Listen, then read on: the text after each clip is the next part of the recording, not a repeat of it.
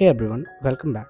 Today I'm going to review a book that doesn't give you motivation. It actually focuses you to rethink how you live your life because let's be honest, most of us do not fail because we lack the knowledge. We fail because of our mindset, our habits, and our hesitations. And this book dives deep into exactly that. This is not just a book about success. This is a book about clarity, actions, relationships, and real growth. So in this video, I will break down what this book is really about, the most powerful lessons, and what I personally learned from it. So make sure you watch till the end because the last few lessons might actually change how you think. This book by Avishkar Srivastava is not your typical self-help book. It's not filled with fancy theories or unrealistic advice. Instead, it's built on real-life experiences, especially around family businesses, decision making, fear, relationships, and personal growth. What's make it powerful is that it's feel real. You can actually see yourself in the situations described. Let's start with one of the most powerful ideas in this book. Good thing will happen to you. Now, this might sound like a motivational quote, but the author explains it in a very practical way. He says,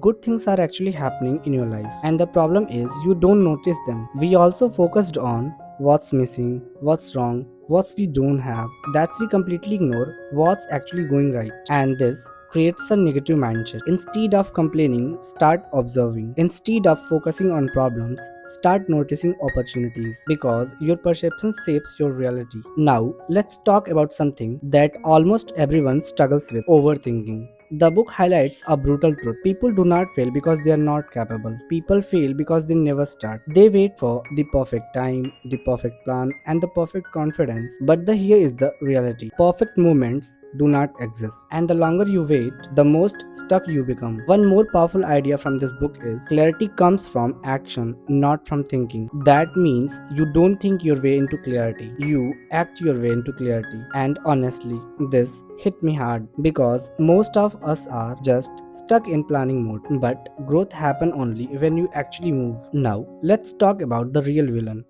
fear. And the book explains this beautifully. Fear is not just fear of failure, it's fear of judgment, fear of rejection, fear of being wrong, fear of what will people say. And because of this, we delay decisions, we avoid risks, we stay in our comfort zone. The author introduces the idea of lizard brain. This is the part of your brain that wants to keep you safe. So whenever you try something new, it tells you don't do it. It is risky and you are not ready. But here is the truth. Growth is always outside your comfort zone. So if you always listen to your fear, you will always stay the same. Now, this part was very unique and powerful. The difference between taking and receiving. Taking feels forceful.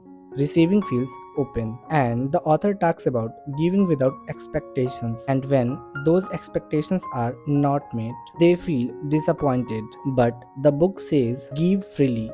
Don't expect immediately returns because life works on long term returns, not instant rewards. And this is not just theory. The author shares real examples like how treating employees with respect and trust actually improved performance and loyalty. This is where the book becomes very practical, especially for people involved in family businesses. The biggest challenges is mixing emotions and decisions.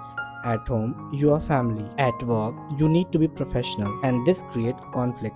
So, the book introduces a powerful concept: balance versus harmony. Balance means compromise, harmony means alignment. Instead of forcing things to balance, you need to align your decisions with long term goals. Also, not everyone will agree with you, not everyone will be happy, and that's okay because leadership is not about pleasing everyone, it's about making the right decisions. Another strong message: consistency is the real magic, not talent, not motivation, not luck, just consistency. Doing small things daily, repeatedly, because motivations comes and goes, but the discipline stays. And the book emphasizes don't wait to feel ready, just start and keep going. If I had to summarize the entire book in few points, it would be this: believe that good things are happening, take actions before you feel ready, don't let fear control your life, give more, expect less, focus on long term growth, build strong relationships, and stay consistent. Personally, I feel this book is not about motivation, it's about transformation. It makes you uncomfortable,